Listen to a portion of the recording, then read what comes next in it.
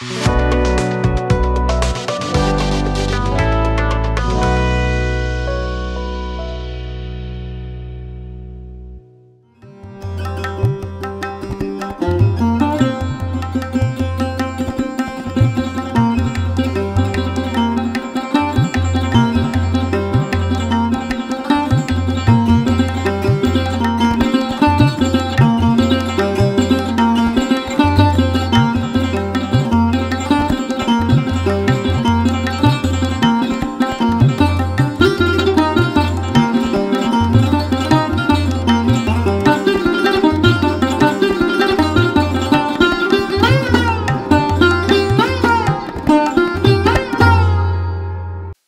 जीशु ख्रीष्ट अति बहुमूल्य नाम संपर्क इंडिया द्वारा प्रस्तुत कार्यक्रम नुआ सकाल आशार आज अध्याय मुझे स्वागत जनाए। प्रभु आपण प्रत्येक को बाहुल्य रूपे आशीर्वाद करूँ।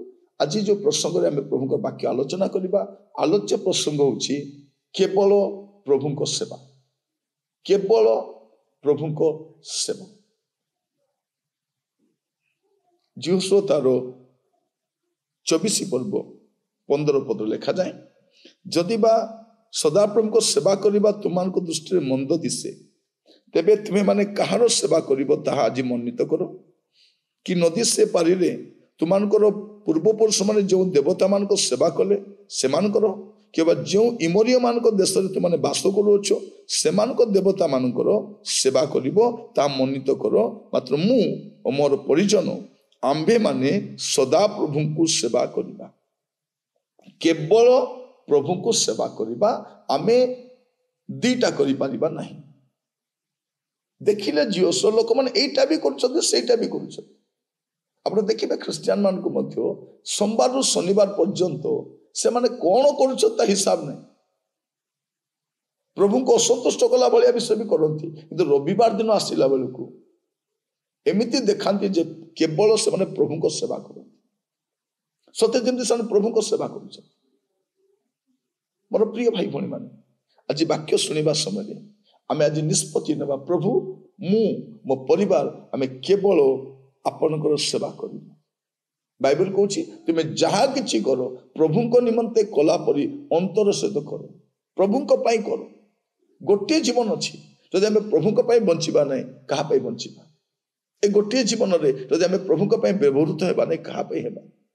आसु निजे जो परिवार को आमे प्रभु को सेवा निमंते चालित करू, प्रार्थना करिबा प्रभु मु मो परिवार आमे समस्ते आपण को पाई बंचिबा पाई चाहूछु, आपण को सेवा करिबा पाई चाहूछु। आमान को सहाय्य करो केवल प्रभु को सेवा।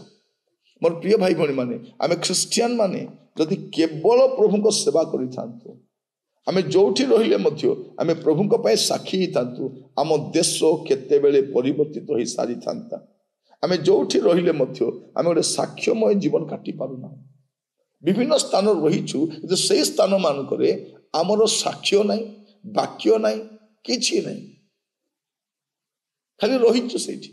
लोक माने जानि सते से जने ख्रिस्टियन लोक, आपण न कहले भी जानिबे से थाना बाबू जने ख्रिस्टियन टा, से बैंक मैनेजर ख्रिस्टियन टा, से ऑटो वाला ख्रिस्टियन टा, से दुकानी गोटे ख्रिस्टियन टा, से पुओटा गोटे ख्रिस्टियन, से झीओटा गोटे ख्रिस्टियन, से टीचर गोटे ख्रिस्टियन, सब जानि छथि।